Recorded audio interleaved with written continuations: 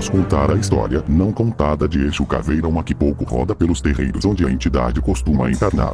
Exu Caveira é uma entidade de poucos amigos e de poucas palavras.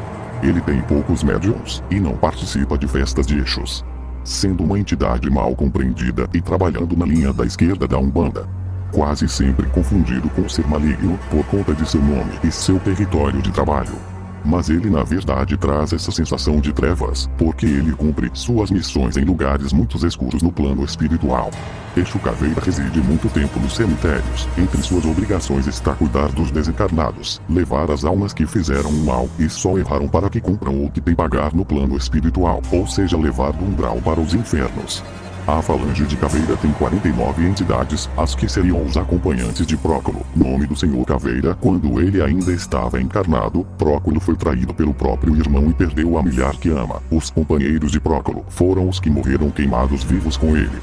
Um pouco antes de serem caçados, eles eram habitantes de uma cidade fundada por Próculo, próspera e que causava muita inveja. Eles ficaram muito irados por terem perdido as pessoas de suas famílias e atacaram a vila inimiga. Chegando lá, acharam apenas mulheres e crianças, mas a sede de vingança foi tão grande que não tiveram piedade mesmo assim.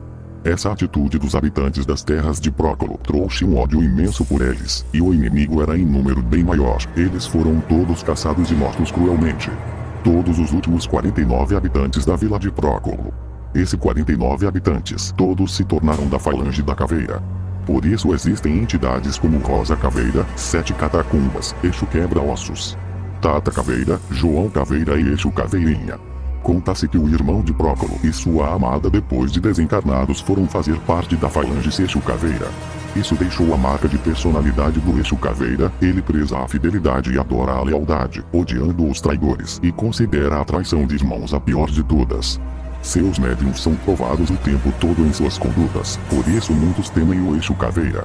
Outra história sobre a entidade conta que ele era líder de um povoado que amava a natureza.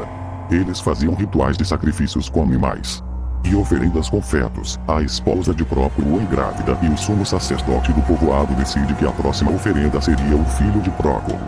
Foi onde se iniciou o conflito, pois o sumo sacerdote não ia desistir. Próculo não ia permitir que seu filho fosse sacrificado.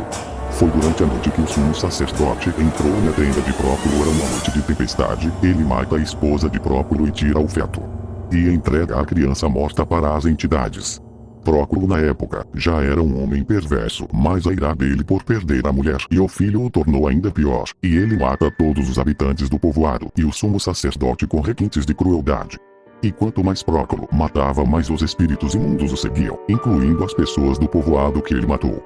Ele conseguiu muitos seguidores que queriam ser maus como eles. A atitude de Próculo fez com que a cor do rio Nilo ficasse vermelha como sangue. Isso também foi dado o nome de praga aos egípcios. Em suas andanças, depois do ocorrido, ele conhece um povo nas terras do Egito. Eles não concordavam com as decisões do faraó, então eles pagaram Próculo até com ouro para que ele destruísse esse faraó. Mas o faraó tinha um numeroso exército tão cruel quanto o de Próculo, que os dizimou. Quando desencarnou, ele foi levado ao umbral, onde se viu frente a frente com vários espíritos imundos. Foi a primeira vez que ele teve medo. Próculo passou séculos até entender o quanto fez de mal a todos em seu caminho. Teve que sofrer demais até atingir o entendimento. Após tanto sofrimento, ele entendeu que ele próprio era seu pior inimigo. Então passou a suplicar por perdão no umbral. Foi quando ele já tinha a aparência de uma caveira. Um cavaleiro em um cavalo negro apareceu e o levou para outro plano, onde ele foi alimentado.